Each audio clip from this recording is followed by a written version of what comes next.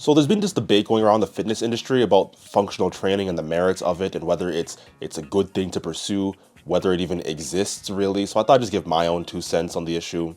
Now, I don't know if functional training is really the best word for it. I think Bioneer also contemplated whether this was the best word for it as well. I would say it's more so like human maximization training, I guess. Human potential training. I don't know. Maximization training is probably more accurate to what it is. Or I would probably call it something like natural training, as it adheres to sort of natural law. Natural law is a moral philosophy coined by people like Aristotle, Aquinas, and even Paul in the Bible. It basically means that we know right from wrong, and we can determine right from wrong based off the natural law that's written in our heart. I very much oversimplified it, but I think that gets the point across. This may sound really pretentious, but hear me out. Embedded within natural law is natural order, for a lack of a better word. Natural order in this context basically just means that we should acknowledge the natural design of things in everything we do, which in this context means that we should exercise in a way which our body was meant to move. Your body's made for food, to process and digest it. Likewise, your muscles are made for a specific thing. This includes, but is not limited to, things like squatting, climbing, picking things off the ground, which is akin to deadlifting, running, jumping, and much more. So then under this philosophy, it makes sense that we would optimize these functions. And I think that's why people are really interested in the idea of functional training, is that it optimizes every facet of our bodily functions. Because our bodies are capable of doing something, because it's in our nature to do something, it then logically follows that that thing is good to maximize. This makes it such that the highest bodily good is to maximize our bodily functions, hence functional training. Functional training in this sense would mean that you don't just do calisthenics instead of weightlifting or high reps instead of low reps. It's holistically looking at all of your bodily functions and trying to maximize and optimize and balance all that it's capable of. You're using your body in the way it's supposed to be used.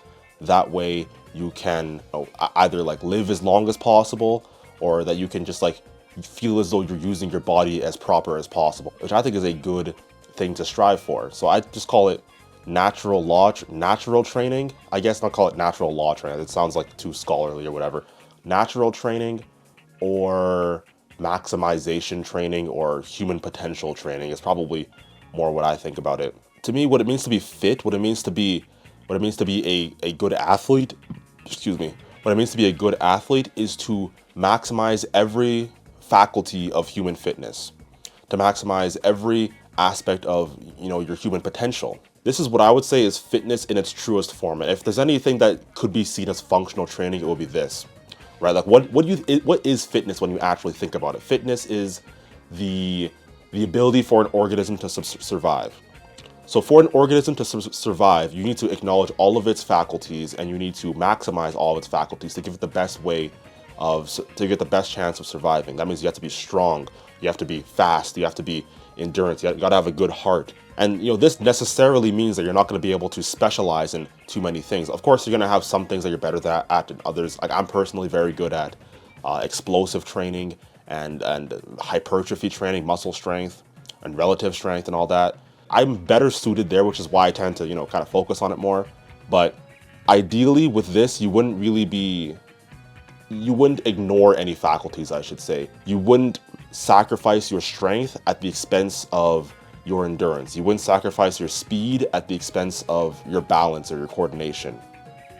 Although they tend to go together, but kind of just ignore that. In Bioneer's book, I believe it was like Functional Strength or something like that. I'll have the link to it in the description. I'll have the image of it right now on the screen. He brings up a study about how swimmers actually have a lower vertical jump than the average person, because they've been specialized so much for swimming that this is the implication anyway. So they specialize so much in swimming that they've actually reduced their ability to perform another bodily function like jumping.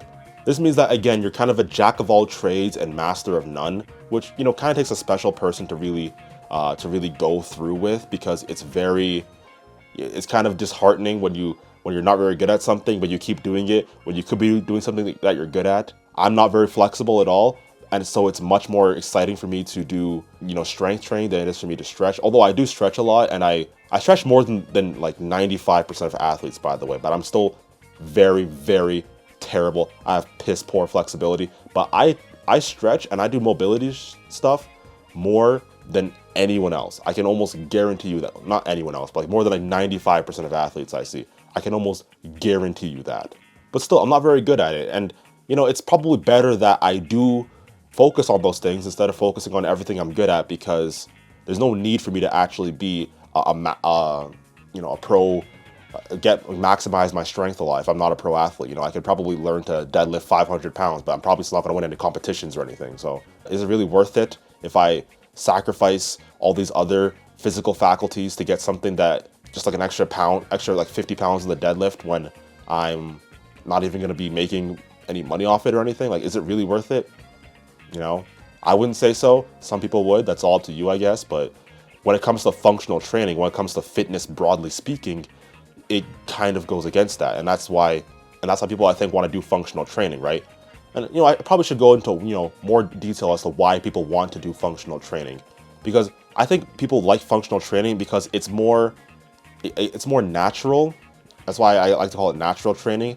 It's more in accordance to how you were designed, which kind of just feels better. People just kind of feel good doing things that they know that their bodies were designed to do. This is kind of speculative, but it also helps with longevity, right? Because if you just focus on strength and powerlifting, by the time you're 50, your joints might just break or whatever.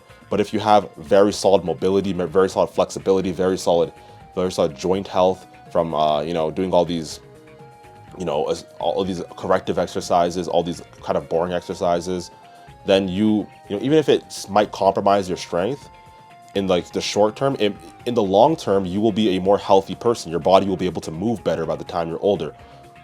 I've seen stories of like 90-year-old people who get up in the morning, they do farm work still, and they're 90 years old. Most people are dead at like 80 years old. That's very, very impressive. And if that appeals to you, then functional training should appeal to you as well, because that's why that will be the most likely sort of thing that will be able to keep you sustainable and keep you healthy. Similarly, I don't want any back problems by the time I'm 65. I want to still be able to do a deep squat. That way I can, sit down on the same level as my kids when I'm older. You may argue that we can learn how to do this stuff when we're older, but our ability to make any substantial physical gains by the time we're, above 50, 60 is significantly diminished. So it's better to have that sort of base when you're younger and then build off of it when you're older, or like try and keep it when you're older, and that way it's much more sustainable.